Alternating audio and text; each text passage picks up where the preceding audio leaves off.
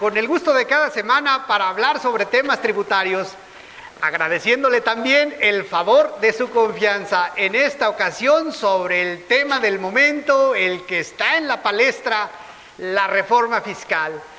Para hablar de la reforma fiscal hay que hacerlo en perspectiva. No se puede entender el escenario tributario desde un solo ángulo que sería el actual. Aquí hay que hacer la reflexión hacia el pasado. Y es claro que históricamente México ha padecido el país. Las autoridades han confirmado que los ingresos de la hacienda pública están muy por debajo de los egresos. En otras palabras, que ya tenemos como contribuyentes y como país el agua hasta el cuello. Pues bien, en una política de Estado que se remonta al año del 2004, podríamos definir 3 líneas de acción. Lo de la reforma no es otra cosa que un poco de la forma, pero no del fondo. La verdadera historia comienza en el 2004, cuando se hace una declaración de que los ingresos tributarios en México son excesivamente reducidos. Y esa tendencia había que cambiarse o hay que cambiarla en términos de la autoridad. Pues bien, en estas 3 líneas de desarrollo estamos viendo cómo se cierran las pinzas en esa estrategia y cómo los resultados ya se empiezan a visualizar en favor de la autoridad. Una de esas líneas es el combate a la informalidad, con programas como Pague Pronto, Pague su ISR, programas masivos que basta ver las plataformas de internet de la autoridad para darnos cuenta y saber que a muchos de los contribuyentes, posiblemente a ustedes, amable auditorio, les están llegando esas invitaciones indeseables, yo diría en muchos casos. Esos programas no son más que el resultado de esa visión del combate a la informalidad. Otra de las líneas es el combate también, pero a la evasión fiscal, a través de desarrollos tecnológicos, y no es casual que nos hayan llevado a un formato de facturación electrónica, no por seguridad tecnológica, no por garantizar la transición hacia una nueva etapa en el México moderno, no, sino porque la autoridad se había dado cuenta que era escandalosa la circulación de documentos apócrifos que le estaban pegando, porque las facturas se utilizaban para 2 fines principalmente: para fines de deducibilidad en el impuesto y para fines de acreditamiento. Y la tercera línea, que también es grave y también nos pegó durísimo como sociedad, como contribuyentes, es la inserción de nuevos impuestos. Estas 3 estrategias, estas 3 vértices vinieron a converger, a incidir en nuestra capacidad económica. Por un lado, entonces, se trató de frenar la informalidad, se atacó la evasión y la elusión fiscal, y si faltaba algo, también se insertaron nuevos impuestos como el YETU, como el IDE, que ahora en la nueva reforma se propone eliminarlos por una sencilla razón: porque ya cumplieron su objetivo, porque ya lograron su cometido.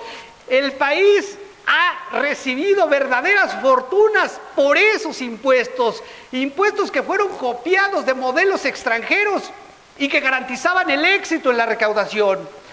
El gobierno, la autoridad, en esa política de Estado, en esa visión general, le ha apostado a los impuestos al consumo, los impuestos indirectos que garantizan el éxito en las monedas, que garantizan que la caja suene, pero que llevan sus riesgos implícitos, que llevan esos riesgos de la presión social. Ellos calcularon bien sus costos y no es casualidad que ahorita el país esté recibiendo cantidades fabulosas, y no lo digo yo, lo han dicho los comunicados de prensa de la propia Secretaría de Hacienda. México ha alcanzado, si no en estos momentos, sí en el pasado reciente, niveles espectaculares de recaudación, porque eran impuestos que venían a compensar ese déficit tributario. ¿Qué debemos esperar?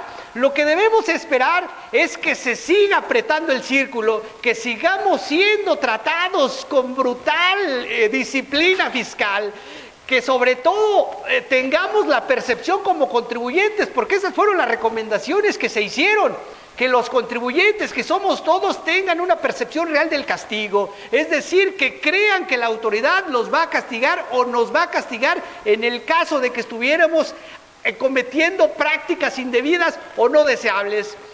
Es pues el escenario que se nos presenta más control y este control va a ser con todo.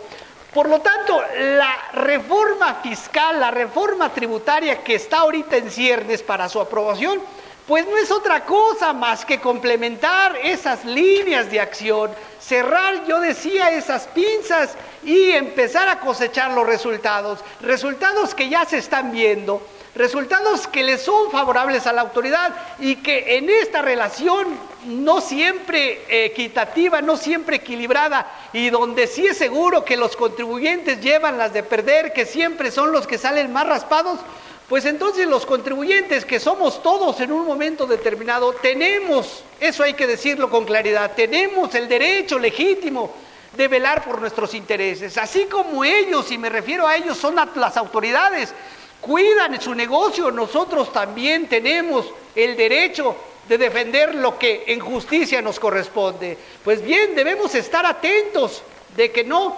tengamos o que no sigamos en esta inercia de los impuestos al consumo, que son los que más golpean a la sociedad, que la sociedad está indefensa ante este tipo de gravámenes, y eso lo sabe la autoridad.